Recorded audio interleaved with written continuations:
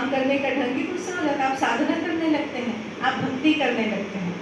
जब आप भक्ति करके कोई काम करते हैं तो वो क्या हो जाता है, वो सेवा बन जाती है। हम जाते हैं ना आश्रमों में, जाते हैं सेवा करने आए हैं, ऐसे हम नौकरी कर रहे हैं। यहाँ तो संघ के हैं आप लोग, सब सेवा कर रहे हैं। भगवान भी हमें कुछ देता है जब हम करते हैं, कई बार बाहर से नहीं दिखता है। ऐसे यहाँ हमको सैलरी मिल रही है, उस सैलरी को हम प्रसाद के रूप में लेंगे। भक्ति के साथ, आस्था और विश्वास के साथ किया हुआ काम सेवा होता है। भक्ति और आस्था के साथ गाया हुआ संगीत भजन बन जाता है। भक्ति के साथ, भक्ति से जुड़ी बातें करने से सत्संग होता है। भक्ति के साथ अगर भोजन भी ना मिले, उपवास करना पड़े, तो वो उपवास कहलाता है, व्रत कहलाता है, वो भूखा नहीं कहलाता। कहलाता है हाय बेचारा भूखा है, नहीं, हमने उपवास रखा है। खुशी मिलती है, पेट खाली है, सुबह से कुछ नहीं खाया पर हम खुश हैं। तो भक्ति, आस्था, विश्वास, इसको देने का जो साधन है हमारे अंदर है, उसके लिए आपको किसी आश्रम में जाने की, किसी अपर्णा जैसी की बातें सुनने की कोई ज़रूरत नहीं। आपके अंदर सब कुछ है, पर आप उससे मिलिए थे।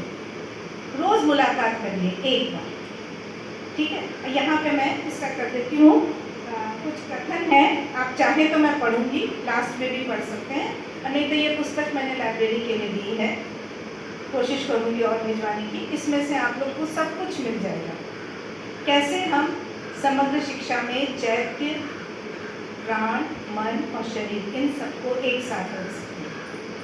चैत्य से संपर्क अगर हम करने लगे तो हमें काम करना है कि अपने मन को चैत्य के साथ जोड़ना, अपने प्राण को भी चैत्य के साथ। चैत्य का मतलब है जो सचेतन है,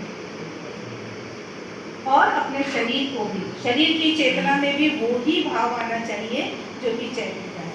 शरीर क्या है, सुख मांगता है, अच्छे कपड़े होने चाहिए, अच्छा भोजन होना चाहिए, अच्छा बिस्तर होना चाहिए, अच्छा घर होना चाहिए, अच्छी गाड़ी होनी चाहिए। मन भी यही सब मांगता है।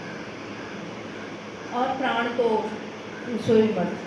लेकिन इन सब की एक ही लेयर नहीं है, एक ही परत नहीं है।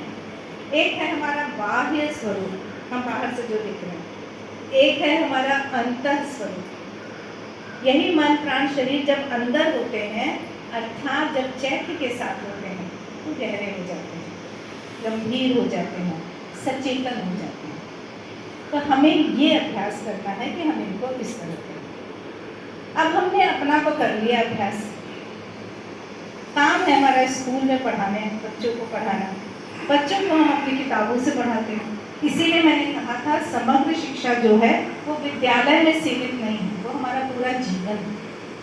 जन्म लेने के पहले से शुरू हो जाती है और जन्म के बाद तक चलती है, क्योंकि अगला जन्म फिर लेंगे ना। आज जो सीखा था वो हम अगले जन्म में लेकर आते हैं, वो संस्कारों के रूप में बाहर आता है। कैसे होता है कि कुछ बच्चे पैदा होते ही इतने ब्रिलियंट होते हैं, क्योंकि पिछले कई जन्मों का ज्ञान वो अंदर आत्मसात कर चुके हैं। थोड़ी देर के लिए स्कूल के अध्यापक बन जाते हैं, ठीक है। ज़्यादातर क्या होता है, विद्यालयों में मानसिक शिक्षा होती है। किताब में कहा गया है 2 और 2 4 होता है, बच्चे ने लिख दिया 5, आप क्या करेंगे? बड़ा सा क्रॉस, लाल रंग का गोला और अंक 0, और बच्चे ने ये क्या किया है? आपको नहीं पता हमने क्या कर दिया उस बच्चे के साथ। हमने दिमाग से प्रश्न पूछा था, हमने दिमाग से उत्तर चाहा था, और गलत उत्तर आया तो बच्चा दिमाग से पैदल है। हमने आराम से जजमेंट भी कर दिया, न्यायाधीश बन गए। एक स्कूल में इंस्पेक्शन हो रहा था, इंस्पेक्टर साहब आए थे, और जब इंस्पेक्टर आते हैं तो टीचर सोचता है मेरी जांच हो रही है, अच्छे से अच्छा प्रेजेंट करूँगा, अच्छे से अच्छे बच्चे को सामने लाना है। बच्चा सोचता है कि हमारा है, पता नहीं क्या होगा, गलत हुआ तो टीचर हमें मारेंगे। ऐसे में साथ एक कक्षा में घुसे, कक्षा चल रही, छोटे बच्चों की, यही 2 और 2 वाले इस तरह की। अध्यापक से कहा आप बैठिए सर, थोड़ी देर मैं आपके बच्चों से बात करूँगा। उन्होंने कहा ठीक है। मन ही मन डर रहा है, पता नहीं क्या होगा।